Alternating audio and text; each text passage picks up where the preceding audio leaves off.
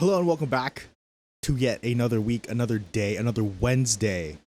Turning those gears in the brain, political development, political discussion, talking about politics, politics of which a materialization of one's philosophy and understanding, the projections at which an individual exists inside to the outside, to which then makes your particular politic. We discuss Marxism, revolutionary theory, and understanding of the material condition through dialectical materialism. Today, with me, Jaden, hello, we will be talking about the specific relationships between the revolutionary and the reactionary. Now, the revolutionary reactionary, we will get into that relationship, what makes what, who is what, the antitheticals, the commonalities, the contradictions, and complements to each other, the two that makes the one. We will be analyzing this relationship in various facets, striking, as you can see at the very top right here, the top of the bullet points.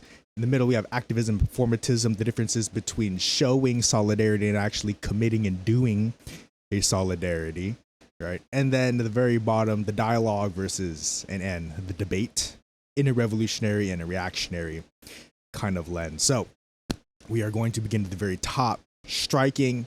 How do you do it? Revolutionary. How does one do it reactionary? Now, first, before we get into these different facets, we will of course go over the terms revolutionary and reactionary.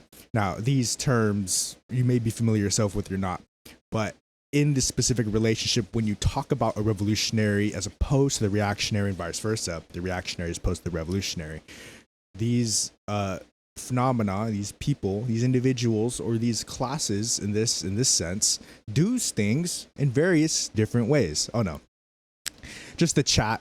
So in the chat, you'll see striking, reactionary, revolutionary. The whole conversations around striking, reactionary, revolutionary. You got it.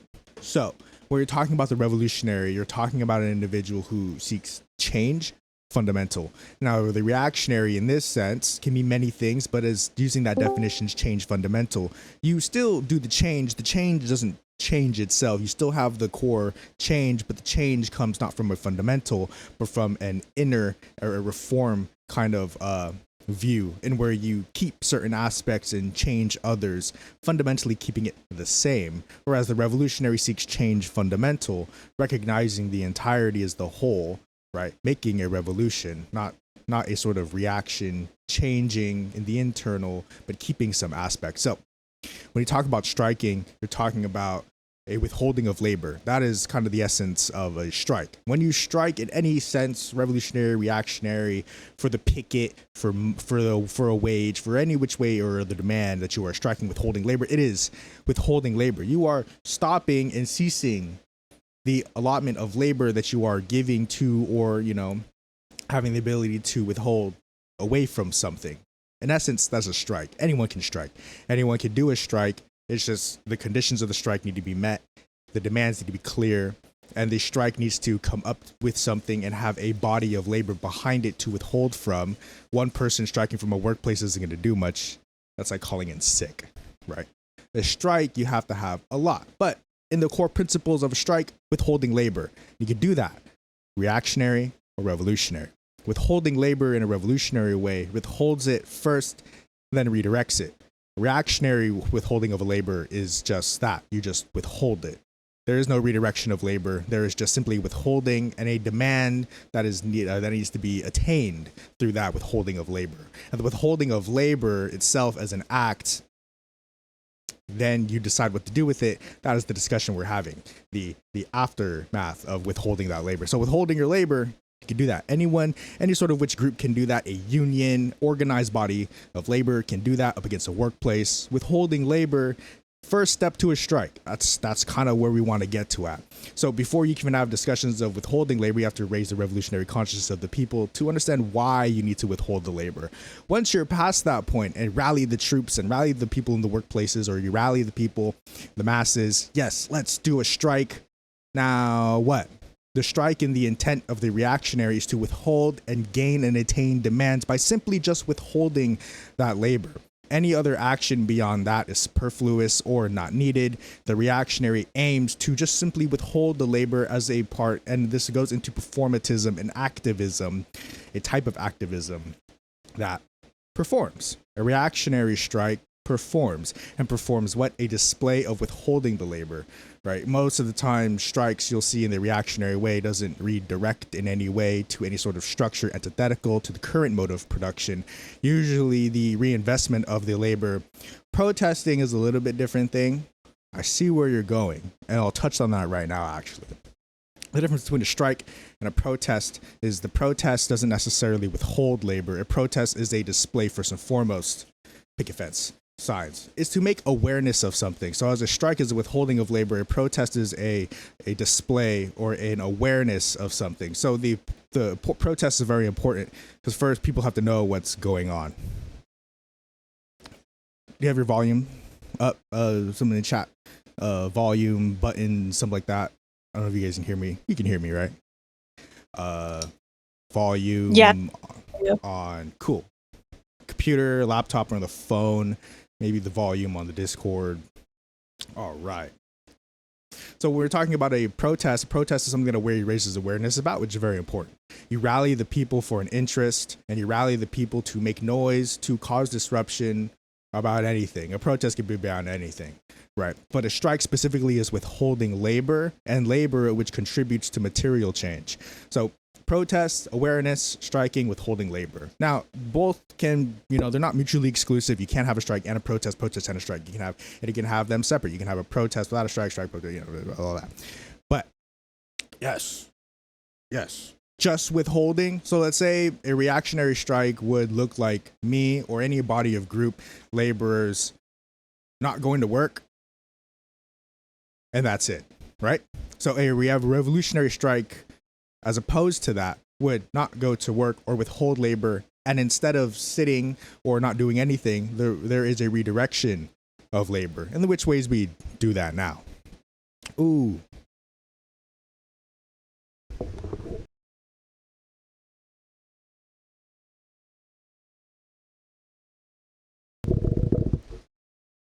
I don't know, I just unplugged my mic and plugged it back in. I don't know, maybe it's an issue on, maybe try leaving and joining. I think that'll work.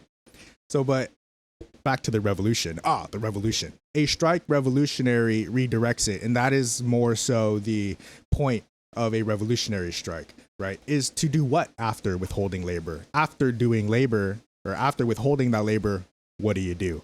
At the general strike GSUS, we redirect that labor all the more intentional. It is not so much the withholding of labor that makes our strike.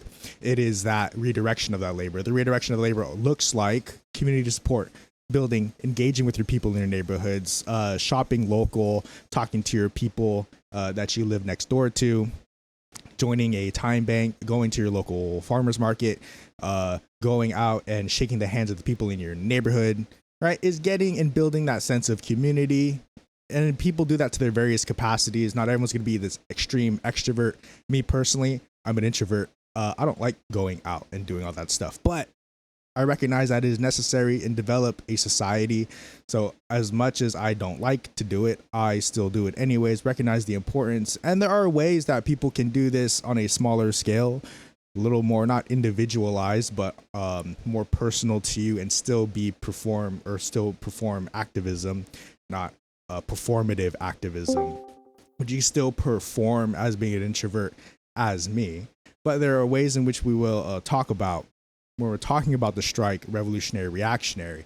Know that you have to redirect that labor somewhere, and somewhere that is antithetical to the current system at which you have to recognize first to know how. So it's like you first have to know the system to know how not to be a part of the system, to, not build the same thing you're trying to remove yourself away from. The reactionary strike and the reactionary may want to redirect, but that redirection inevitably ends up in support of that. So let's say you want to, like, say a form of protest and strike is a boycott.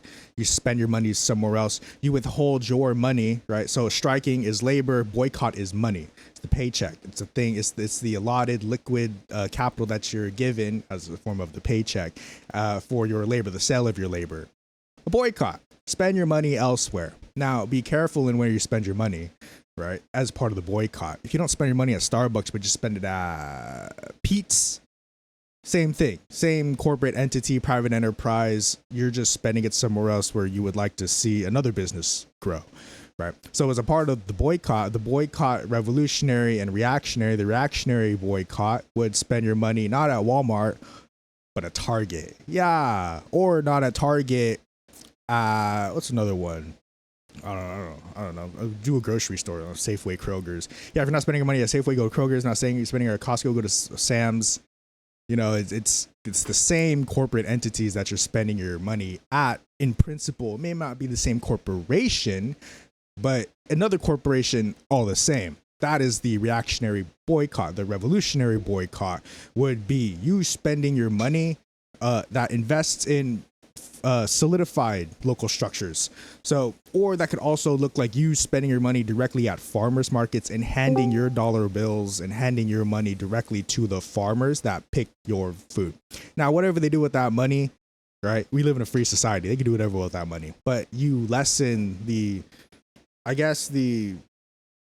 impact of the dollar contributing to the corporations because you are handing your money directly to the farmers, which they may, well, of course they have to because everything is privatized, get their resources, material goods and needs from corporations. But you are directly helping the farmers, right? When you go to a farmer's market, as opposed to buying groceries at a Safeway.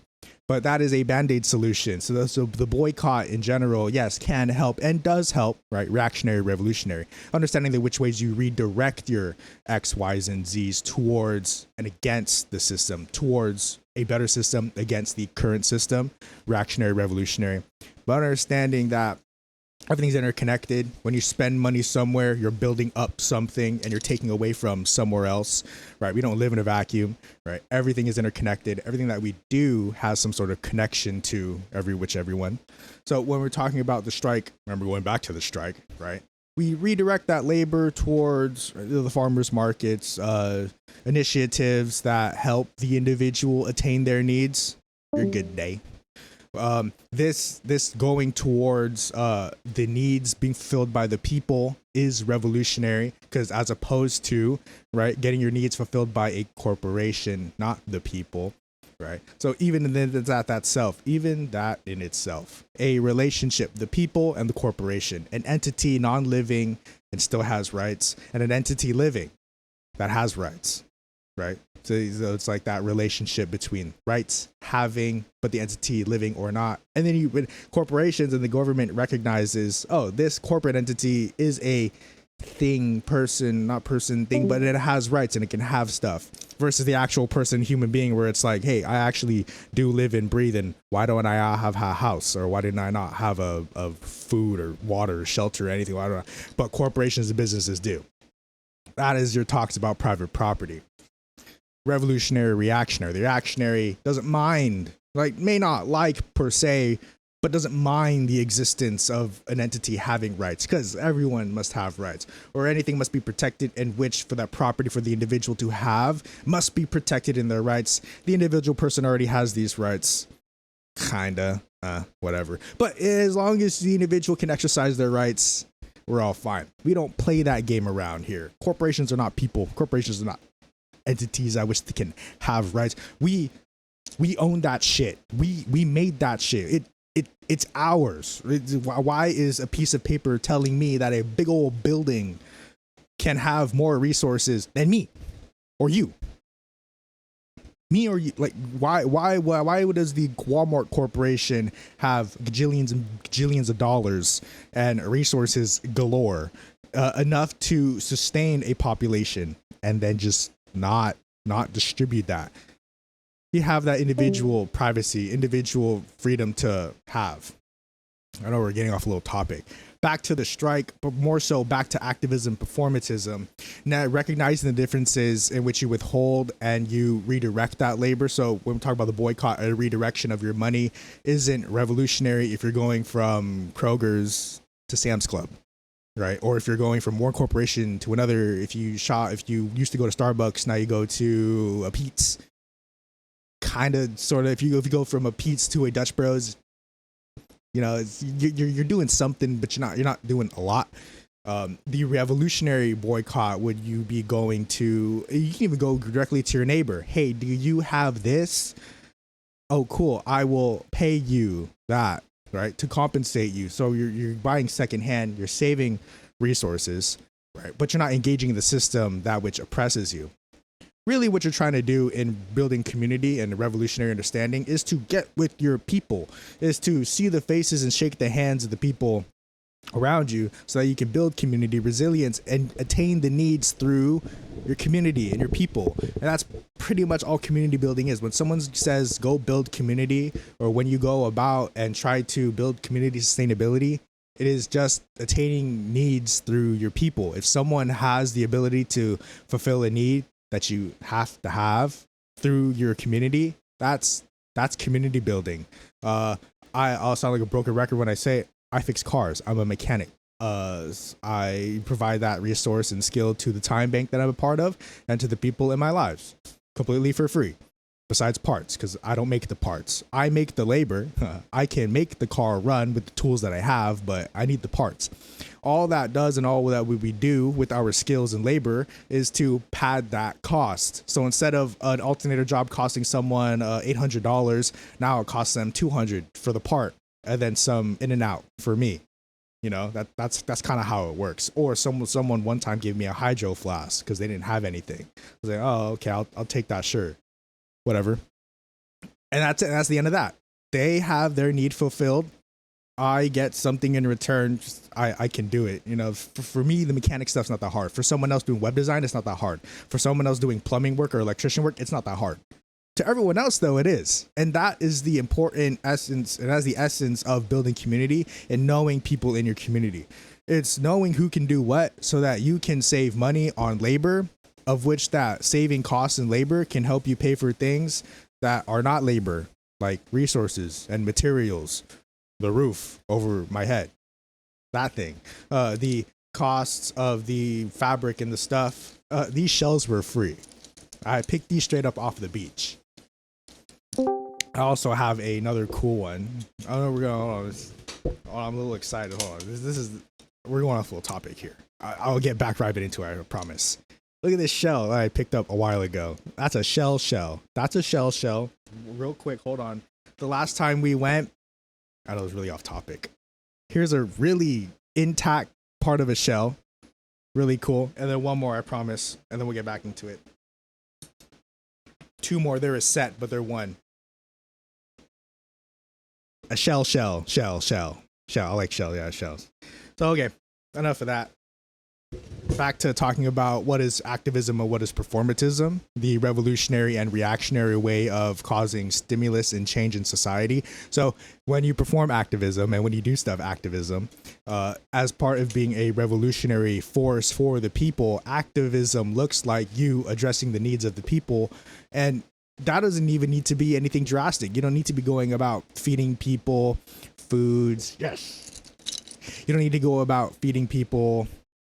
Oh yeah, because I was talking about material conditions. Like it costs me money to pay for this shirt, this fabric, the glasses, the material goods, as opposed to labor. And labor, you can, in a time bank, you just pay for time. But if you know someone who has the resources and stuff, labor is basically free if you're really chill with the person. Like for me, I'm pretty chill. For most things that I do, like automotive diagnostics, most of that shit's free for most people. When you go to a shop, it costs you like $100-$150.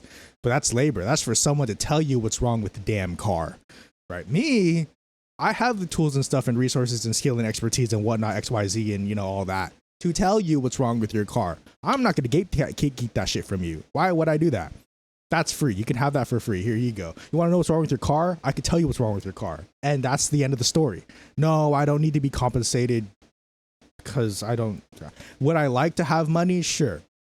Do you have a need that needs to be fulfilled, like a car that's broken down? That's a lot more important than me getting $100. You need that car for transportation in the car dependent society. I need some money just so I can feed myself. But if you can feed me right now,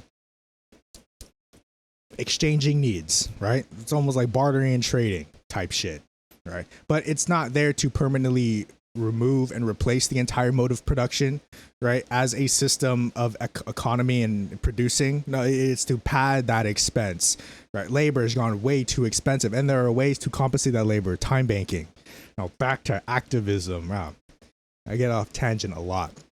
Performing activism doesn't have to be anything grand. It really could just be you going into your community, talking to someone on the street.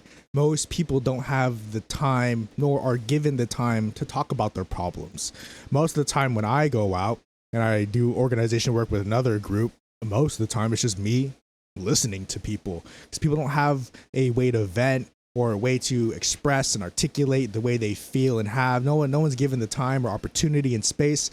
Most of the work that we do, if it's not postering, flyering, talking to workers, tenants, it's just listening. We listen. Most of the time, we just listen. We sit people hearing people's problems, and most of the problems are fairly relatable because we're all in the same situation.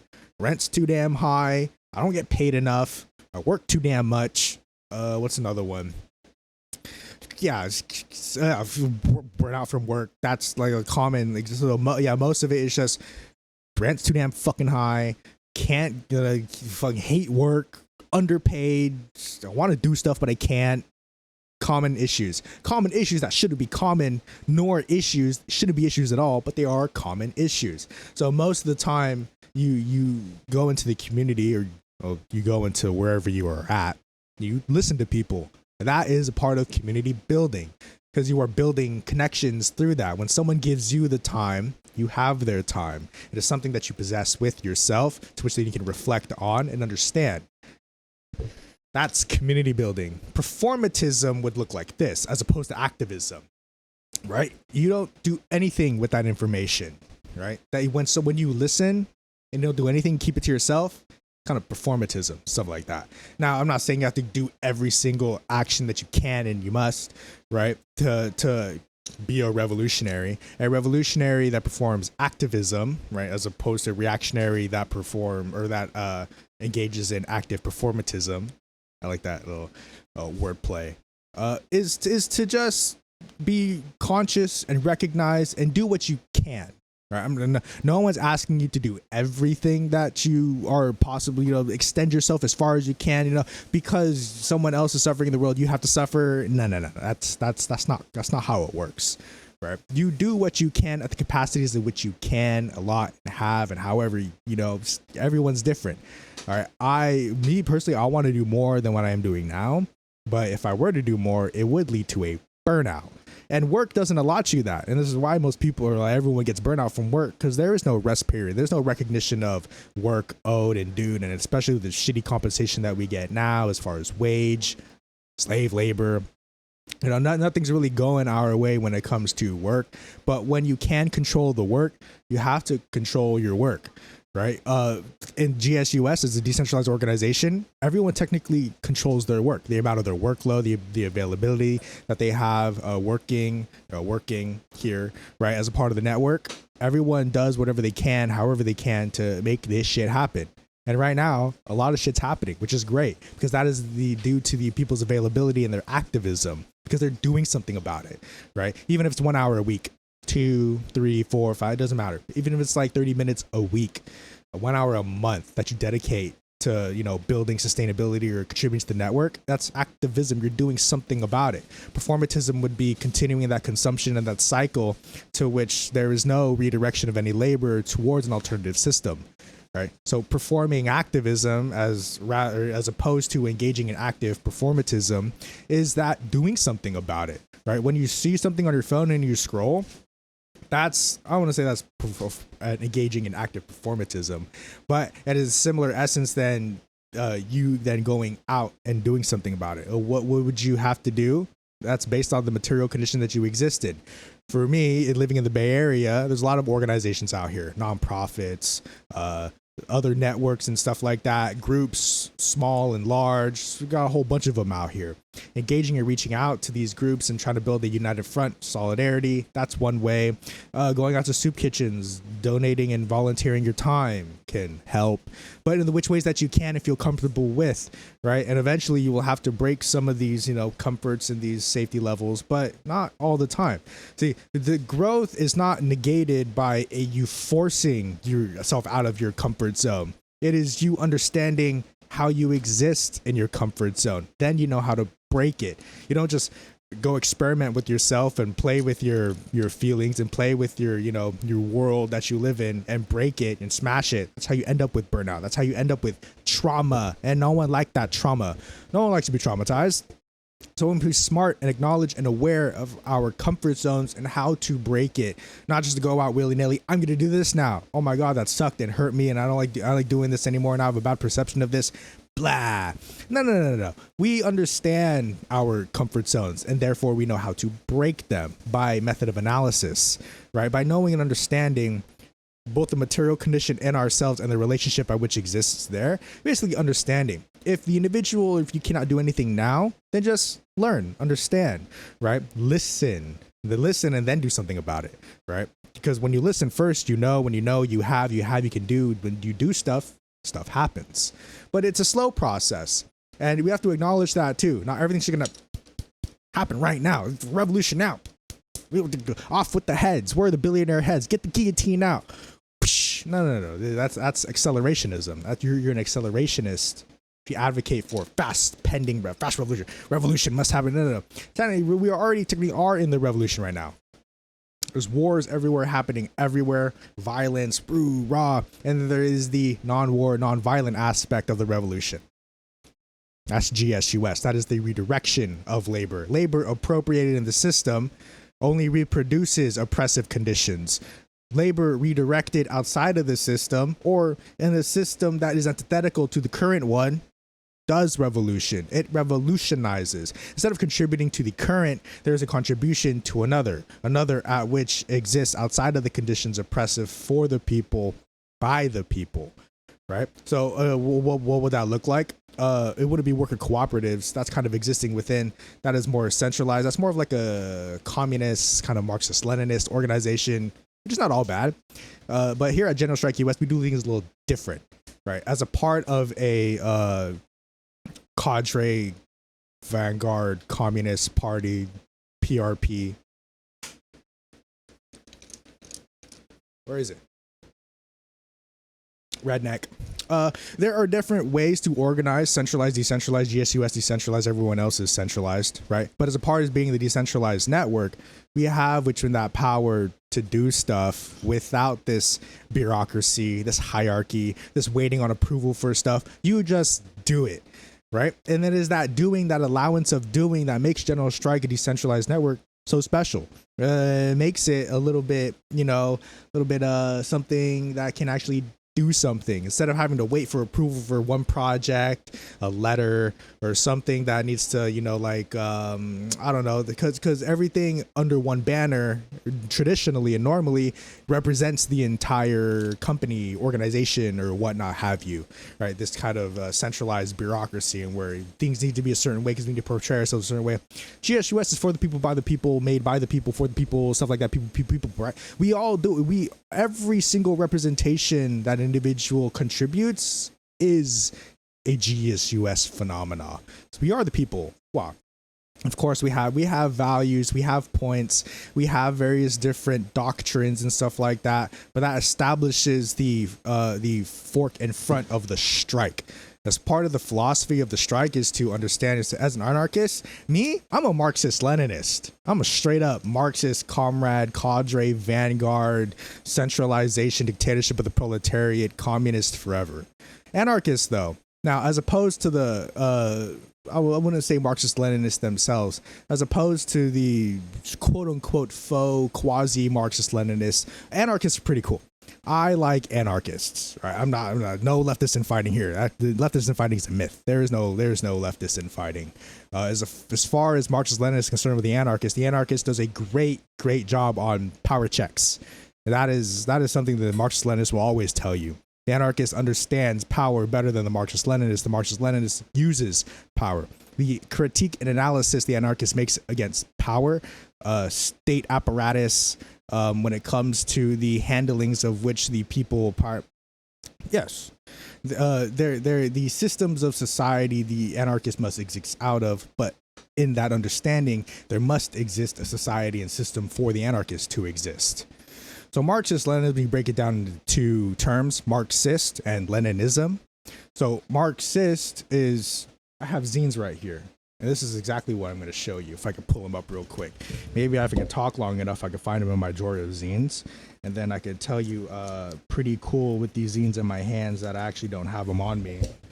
Maybe I have them here in my stack, in my fanny pack that I usually carry around with me. The zines right here. Here's one. So I only got dialectics. What is Marxism? Dialectics, dialectical materialism. That's the PRP. That's the PRP version. That's what we used to agitate and raise revolutionary consciousness. So Marxism, Marxist, first and foremost, is an application of dialectical materialism to socio-political economic understandings of the world. So when you talk to a Marxist about the world, the Marxist understands things in relationships, like a dialectician. The dialectician understands things in relationships, relationships of which contingent on each other's existence. So the bourgeois wouldn't be without proletariat, the proletariat wouldn't be without the bourgeois, light wouldn't be without dark, good wouldn't be without evil, up wouldn't be without down, left couldn't be without right, because how would you distinguish that from which the other makes the other, right? So they're not self-explanatory to themselves because everything's rooted in the material condition itself first and foremost, which exists outside of the subconscious, is what makes an objective reality. That is the Marxist. The Marxist then applies this standard of thinking to the socioeconomic political conditions of the human in a developing society and understands things develop in stages, and stages at which developing from before to then makes the next. So understand things in relationships, development, and the material condition. It's Marxism.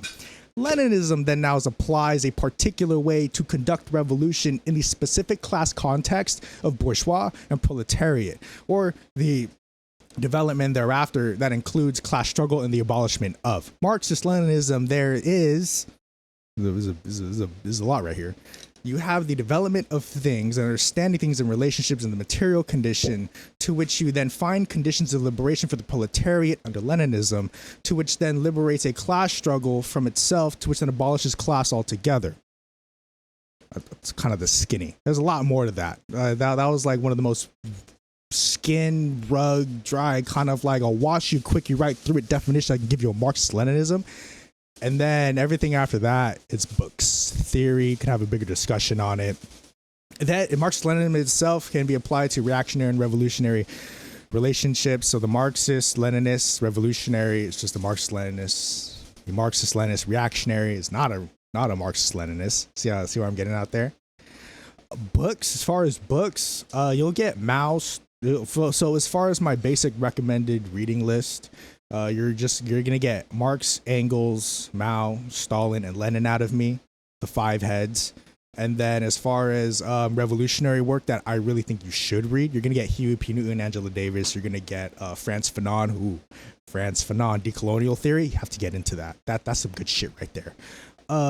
As far as everything else, I would start with Huey P. Newton, because that is what you can most closely get. Wretched of the Earth. Read that recently, reread it as an audiobook recently. Telling you, it's the colonized becomes conditioned in their conditions and learns to love their oppressor. That's decolonial theory. Yes. So Frantz Fanon basically just says, that's also a good one. Read that a while ago and reheard it in audiobook. Revolutionary Suicide. Yes. Now what discussion was supposed to be, after I went on a tangent, was supposed to be a relationship between the reactionary and revolutionary, which stems from revolutionary suicide, in which Huey P. Newton describes a revolutionary suicide as opposed to a reactionary suicide. The revolutionary fights against the system, detests it, and works and labors towards its destruction. Not the reactionary suicide, in where you are infatuated, loved with, or tolerated, to which you labor and contribute to the building up of this system.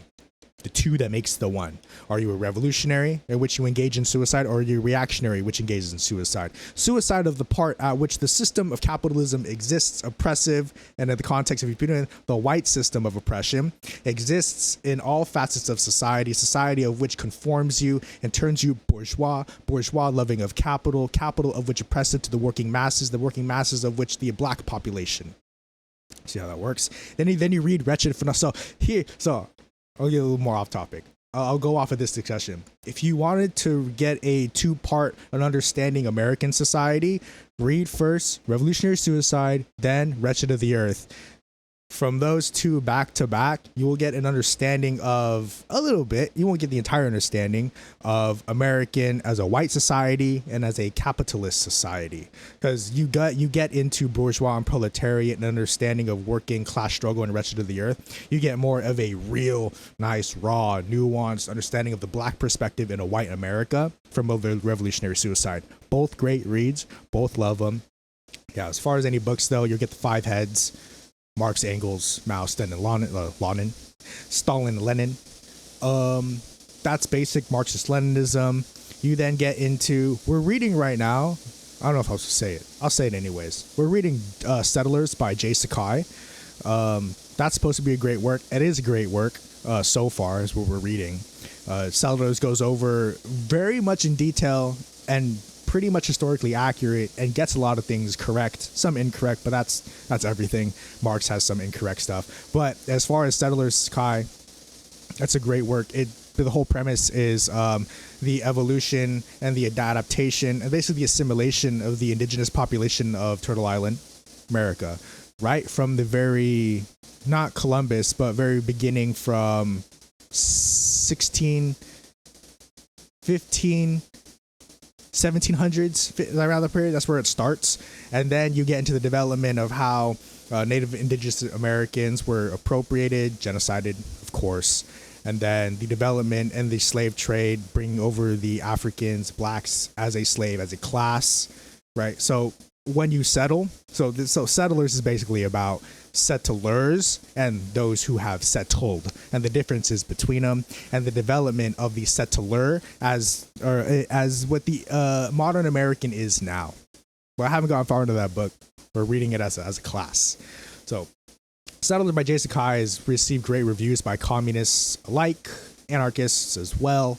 So if you want another good book that I haven't finished reading yet, Settlers by Jay Sakai, that is supposed to be a good one on American ingenuity. Yes. Oh, did they? Oh, do they? I'll have to check that out then. Settlers, supposed to be a good one. Where were we? I'll go back to my notes now. Little bullet points up here. That's right. So we did striking, activism, performatism, what they are, how do they do revolutionary, reactionary. Now here is an interesting thing I want to, last section. Here's an interesting contradiction and complement that I like to discuss. Now when I say contradiction and complement, a complement is a type of contradiction. When you understand dialectics, the movement and motion of things, contradictions exist everywhere to make phenomena occur and happen. An easy example would be life. What makes life? How do you experience life? A death must occur for you to experience life. Otherwise, you wouldn't exist. Existence would have to exist with non-existence. So to exist, you have to eventually not exist, right? To which makes the state, right? For something to be good, you have to know what something is bad, because you wouldn't know what something is bad if you didn't know what was good, right? Same thing, good and evil, good and bad, up and down. You wouldn't know the direction of up if you didn't know where down was relative to it. Dialectics, contradictions, understanding, and motion. So in the debate and the dialogue, a high form of understanding contradictions, the dialogue, and I usually use the terms appropriative and appreciative to help us understand this.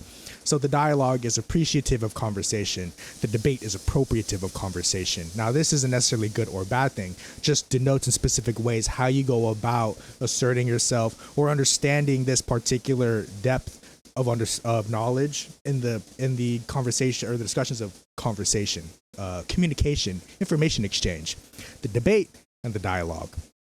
So the revolutionary engages in the dialogue, nurtures understanding and information exchange through conversation, pointing out contradictions in the individual's understanding, not through debate, but the dialogue, like a dialogue. So dialectics itself is rooted in dialogue, talking, I think, don't quote me.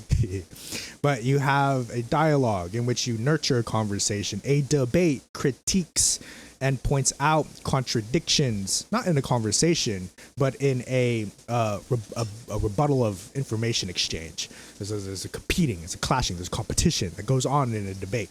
Me personally, the debate is very silly. You can engage in any which way and have nurturing thought without the debate, at least to me, what I understand, to what I've been practicing. you can pretty much gain and break through with most people with through just a dialogue, and most of it is, and this is like a rule in improv. Yes, and always engage with when you can. If someone says something absolutely outrageous, obviously hit him with a no. You're incorrect and wrong. Most of the time, though, yes and can bring you to an understanding mutual. You just have to understand and pick in which way their argument to maneuver their understanding towards the correct thinking, or the thinking which leads to a society that isn't bigoted. Stuff like, I think people should get paid a living wage. I don't know. People have the freedom to express themselves regardless, if they identify as one another. Oh, I think all people should, have housing. Stuff like that. But there are which ways to make people understand that, because I don't know about you or me, but I think we're all the same human. Now, the human does some pretty nasty shit. I'm more militant, as the comrades would say. Now, as far as violence, this is not entirely aligned with GSUS at all, but I think the guillotine should come back at the most opportune time, of which the armed people in the People's Army does stuff. As far as GSUS, though, our point and purpose is to withhold labor and redirect it, and that is the other half of revolution and activism, is to do stuff. While we fight our oppressors on the one hand, we build a system for the people on the other. See how that works? When you fight, you build. What happens when America does their wars? They fight and they build. Who do they fight? The oppressed, the ops. But the ops, in parentheses, oppressed, and they build what? Fascism. Ooh, boo, scary. Nationalism appropriated by the hand of militarism. Boo, oh, scary. Ah, ooh. Let's see, who's first?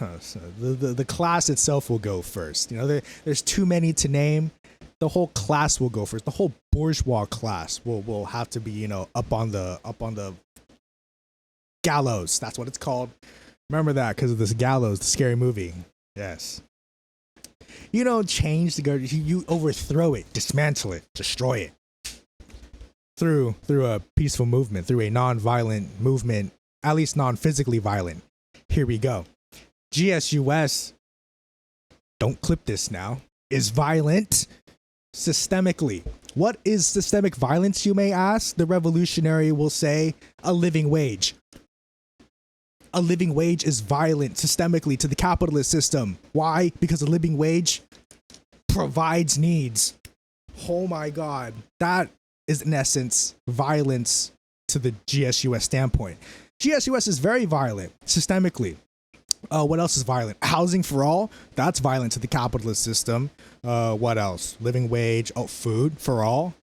Free breakfast, lunch, and dinner for the people. That's violent to the capitalist system. Because that goes in direct contradiction to the functions of capitalism. No, people need to pay for that food to compensate for labor and resources and profit. Extracted surplus value in my yacht, in a jet, in a mansion. Yeah, it needs to compensate for all of that, because that's my right and freedom. That's the capitalist way. Yes, yeah. I don't think people understand violence, all right? What is violence? Making sure kids don't die at school. That's systemic violence against the capitalist bourgeois system. It's making sure that people live. Huh? Almost silly coming out of my mouth saying that. It's violent for people to live. It goes against and contradicts the capital. You know what's violent against the capitalist system? Employment. Jobs. Ooh. Scared myself saying that, as a fellow unemployed. The J word is like a naughty word. But when it comes to violence against the capitalist system, it's violent. Revolution is violent. And don't think that violence comes from guns and bloods, right? Violence also comes through bills and laws. That's systemic violence. We talk about systemic violence from the black point of view. From the white point of view, we call it upholding democracy and freedoms for all. That's what they call their systemic violence. We call it how it is, right? as the oppressed classes of society, as opposed to the white man who calls freedom, let me extract some resources because I'm free to do so. Me cosplay, me as the white man have the freedom to extract and colonize resources, lands abroad for me personal. And everyone else has the freedom to be oppressed. Everyone else has the freedom to starve. Me, though, I have all the opposite freedom. So you have many different freedoms in the world.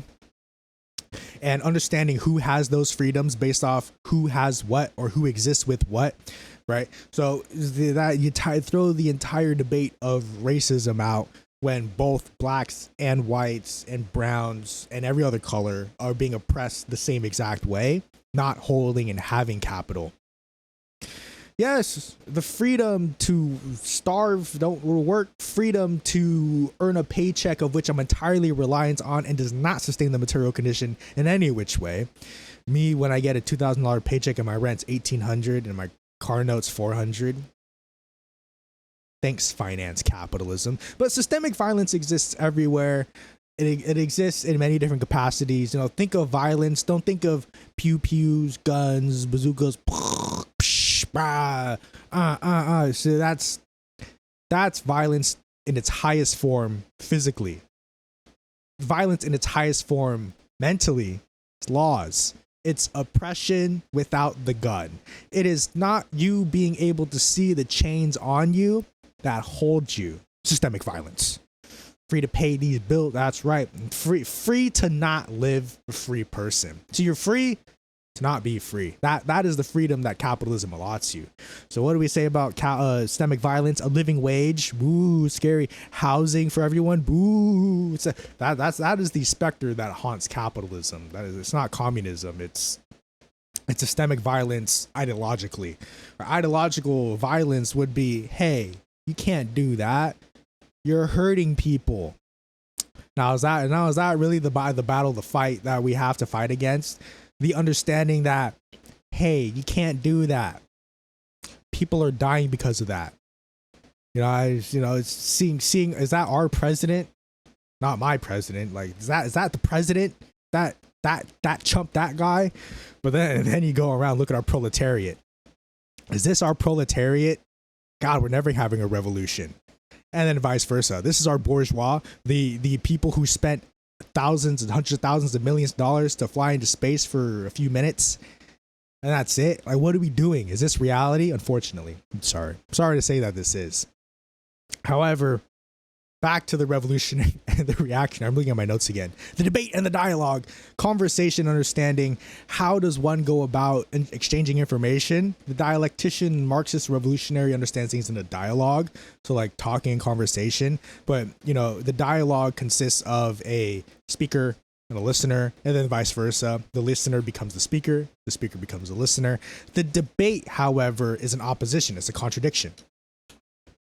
It is a clashing of forces which expose out of one another the contradictions, which then becomes reconciled. It achieves the same purpose. Now, the debate and the dialogue achieve the same purpose, of which the purpose itself is exchange of information and a conversation occurring. That is the purpose being, fulfilled. The debate and the dialogue, it's how you go about it. Revolution and reactionary concerns itself to change. So the debate and dialogue, conversation. Revolutionary, reactionary, change. How do you go about that change? The reactionary will react to and maintain portions of the system at which must be kept. Order must be sustained. You must have this conservatism type shit. The revolutionary understands things in change entire. You change one, you change all. Does that sound familiar? You liberate one, you liberate all. One group's freedom must constitute and engage in the freedoms of all. That's kind of how everything revolutionizes, right? So notice how no one's a serf right now. Well, okay, there are serf classes which still exist as a material term of phenomena of the mode of production. There still exists serf type relations of production. There still exists slave types of relations of production, but the entire mode of production is different, right? We're not in the slave mode of production because there aren't slaves everywhere. At least, that's the term says it. There are no serfs everywhere because we're not in the feudal mode of production. There are no kings and queens. We like to think so. Right, we have bosses and CEOs, shareholder teams, individual private holders of capital, of which can be anyone, just not you, right? And then we have, and in the era of the bourgeois, there's a bunch of workers, a bunch of proletariat, a bunch of people who can only sell their labor, as opposed to the serf who had land they lived on, as opposed to the slave. Now, every time I say this, I'm not saying the slave had better conditions, but the slave was taken care of in the lightest of terms used: housing, food, water, subsistence, anything that kept them alive to keep them working, the slave got. The serf had land and a landlocked community that which they got their food, their sickles, their hammers, their toys and trinkets, their clothes and whatnot, their tunics. We're so free as the working class. We get a paycheck and we get to decide what we want to do with that shit, with that money, right? We have so much freedom, because this is an entire dialogue, conversation itself. Freedoms. Anyways, we have so much freedom. We have the ability to do whatever we want with our money, or lack thereof. And the best part is, we can't just go out and make a house and build a house in the forest. That land is 10 times out of 10 already owned privately owned by the state, of which you can't do anything to it because the state said so. And then privately owned by some other literal private owner, individual, or group that says, you can't build here, can't do anything here. What do you do then? Everything's been privatized. That is where the revolutionary comes in. Oh, if everything's privatized, publicize everything, socialize everything. Oh my God. So, imagine being forced to have a house. Stick with me now. Forced to have 3 meals a day. Stay with me now. You are forced to. In the dictatorship of the proletariat, this is a must. You will be forced to have an education. Now it's a little bit different than what we have now. Kids are forced to go to school, but they can escape. They can run out. Kids will want to be in school. Why? Because it'll be engaging and entertaining. The kids yearn for knowledge. My little brother over there, that kid yearns for knowledge. He likes to learn, just not in the bourgeois institution, just not in the liberally indoctrinated institution that is what you call the American education system. No. That kid loves to learn stuff, as do I. I like to learn stuff too, and I'm pretty sure everyone likes to learn stuff. Hobbies and whatnot and stuff. People love to labor and such, just not in the bourgeois system, not in the system that appropriates labor and extracts it for privatized use. Now, no, we don't like engaging in that bullshit. We don't like that. That's why alternatives such as this, GSUS and socialism, we like that, and we engage and pursue towards that. There have been studies made. Why is the individual human so engaged on social justice? We are social creatures. I don't know if you knew that. A clarity for the bourgeois. We are social creatures. Individualism is not the root, but the product of socialization. So follow me now. The product of being social is that you get to be an individual in society, not the other way around. You are not an individual singular inherently to then become a part of society. Take a look at how you were born, how you were made here today. Even if you were in vitro fertilized, like my little baby cousin. Call her lab baby. Sorry. But everyone is born in which ways that come out of something. The two that makes the one. You grow inside already in a society. You, the individual, will not be without the society, without the socialization of production. And people having skills and doing stuff in which not for themselves entirely. See, we're all inherently social. So it is the social first to which then makes the individual exemplified. Oh, that person a part of the community. They didn't just pop in out of nowhere, right? Even with people who just moved into a town, they came in from somewhere and have a history of their own to which they can extrapolate on. People just don't pop in out of nowhere. No one individual is entirely an individual human. They come from somewhere. They have a history. I think that's it. Oh, one more minute. More yapping for one more minute.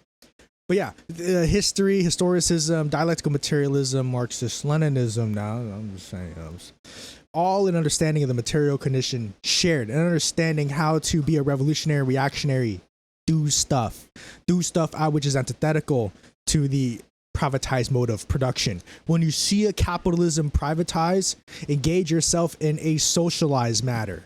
When you see corporations buying each other out, and on the one hand denying that monopolyism is a thing, and on the other hand monopolizing the entire world, you turn around and say, hey, you know what, we can do without this. I'm just gonna go mow someone's lawn. I'm gonna go post up some flyers about and calling out capitalist exploitation. Maybe someone will get it. And most people too. Most people actually are very receptive to anti-capitalist thinking. Just don't call it anti-capitalist. Right. Saving money and helping your people out, that's an anti-capitalist remark. Helping people out, you don't help people in capitalism. You exploit people, and you help people in a transaction. That is the type of help that you get in capitalism. It's help that you get in a transaction, which mediated through this universal currency money thing, because it's right, fair, and just. Everyone is compensated. You give me what I need, I give you what you need. We go our separate ways. Separate ways. What? You give and you have and you take and you pay for stuff, and your separate ways. You still live in the same goddamn earth at the very least. All of the actions at which we do and contribute and materialize all affect one another. Let's act like it. It's like, it's not everything's like mutually exclusive, as people like to say. The dialectics advance. The negations of mutual exclusiveness is entirely inclusiveness. You can't become one without the other. Life and death, up and down, left and right, good and bad type shit. Can't be one without the other. The human wouldn't be without the other, right? Who shitted you out of their vagina for you to be here? Or if you were C-section, or if you were in vitro baby fertilized? You had to have been here somehow, some way. You did it out of the pure essence of your being. Did not just, I'm here. I'm Jaden. I don't have parents. I just popped in here out of nowhere. You see me for the first time on this screen. This is exactly how I live. I'm just a recording. I'm just this part. I'm just AI. AI is crazy, by the way. But I think that's it. We'll leave it at that.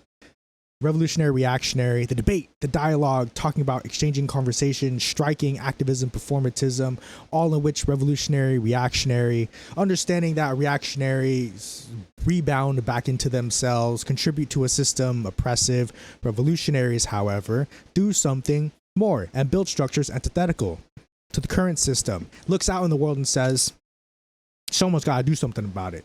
And maybe that's you. Thank you so much for being here. It is 3 minutes after. If you need to go. No one's holding you. Every Wednesday, 4 p.m. for the foreseeable future, unless something happens. I'm here.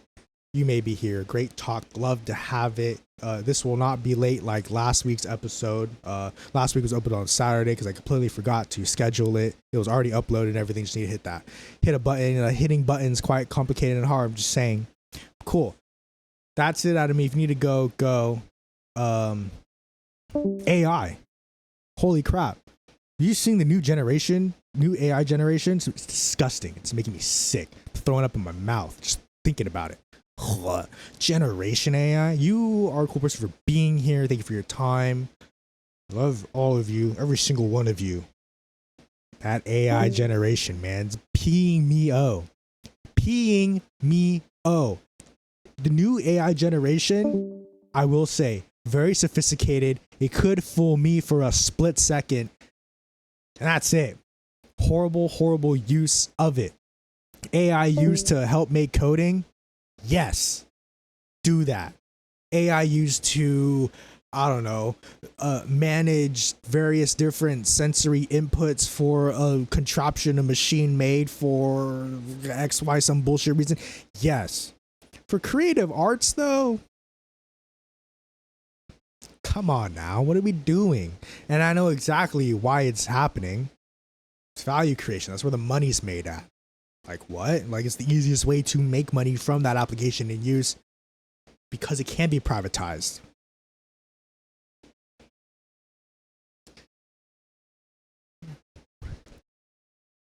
Super interesting. See, it is really, yeah, what if we got it right? Send that. Or talk about it. But it is really just in the ways how we go about using stuff that makes it what it is. AI is only bad, stricken, and absolutely awful the way it is now because it's how it's being used right now, right? It's how it's being used. So the AI in generating AI itself, a bad entire because it exists as the whole of artificial intelligence and large language learning models. Generative AI is a small portion of what makes the entire technology of large language learning models, LLMs. Right, so generative AI, ooh. The whole architecture of large language learning models, ooh. There are many different ways and uses of how to go apply that technology for the benefit of humanity. And there are ways to do that. Generative AI, not so much. Maybe when we get a handle on shit, maybe kids can type in prompts and use their imagination to be like, oh my God, look at that. A couple times a week. I don't know. But art will, of course, be taught and consumed and used by the human. AI and large language models will be used for monotonous tasks, tasks at which will help the proletariat and help the individual worker. I don't know, not work. You know, we have so much technology that we can reduce the work day to 4 hours. We could do that now. We could do that now. Now, hold on now. Could do that, but of course we don't. Privatized mode of production and all that. Let's take a look at this. What are we sharing here? What is it? Bam. Have this open up on my next. Let's see. Oh, I have 2 copies near me at libraries near you. Oh, I have a total of 12 copies near me. Look at that. Would you look at that? 14, I lied. Wow. I'm going to be checking this shit out. Written. What if we get it right? Oh, what if we? There's a lot of ways that we can get it right. What if we get it right? Natural science, sociology, nonfiction. See, sociology is always a banger subject because it borderlines class. You can get away without class talking about sociology, but it's like in the foreground or in the background where it's like class struggle. But then you talk about the actual applications of a society or as humans living among humans. Great stuff. Best believe I'm checking this shit out. Oh yeah? Maybe it's on I have Spotify. Don't come at me now. Let's see. What is this? What if we get it right? Ah, there it is. And how long are you? 21 hours. Don't worry. I've had the Wretched of the Earth was like 8. Revolutionary Suicide was 13. So it's like basically reading 2 of those, but you know, we'll get it done. Like I'm a slow listener and a slow reader. You give me a book, I'm a slow reader. You give me an audio book, I have to skip back a few times on some sections, but we get it done. I'm a slow reader. My reading group, my comrades fucking hate me when it comes to reading. I understand it though. We understand it. That's the most important part. So yeah, I couldn't crush like some people could crush like 3 large textbooks in a month, and I'm like, whoa, that'll take me 1 large textbook over 3 months now. Oh, nice series of podcasts. I'll make them much more easy to digest. Very swag, very cool, very epic. Love hearing that. Cool. Oh my goodness, that's queued up. That's queued up here on the list. I'm gonna save that. Oh yeah, me too. I have it listen in. Have it in my ear. Dedication, author's note, prior prelude, possibilities, introduction, reality check, or the best planet. Yeah, so sociology itself as a field of study, absolutely magnificent. Absolutely understanding humans among humans and the studying of that. Like, where do you even begin studying humans among humans? How do you live? Like, where do you even begin? Most of it's history. Sociologists also make great historians.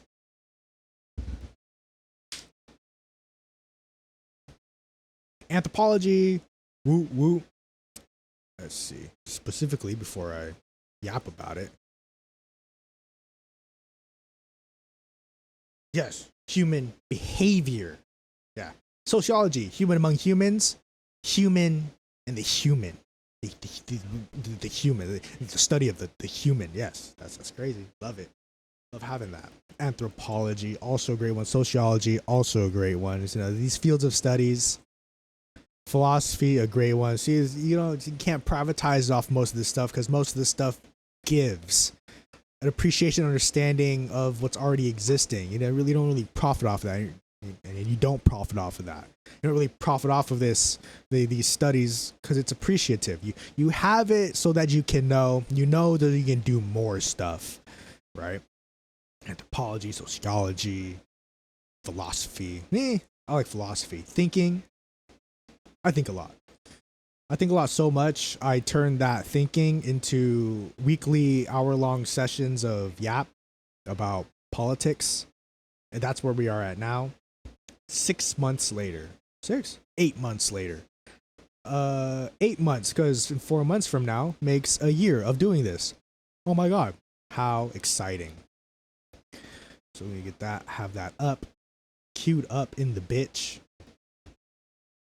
Hopefully, that'll be a good read. Our climate future is not written yet. What if we act as if we love the future? Ooh, culture anthropology. The person's culture itself. Oh, big old discussion. You know what? You just made the next week's discussion. Base and superstructure. How lovely. 6/11/25. The base superstructure.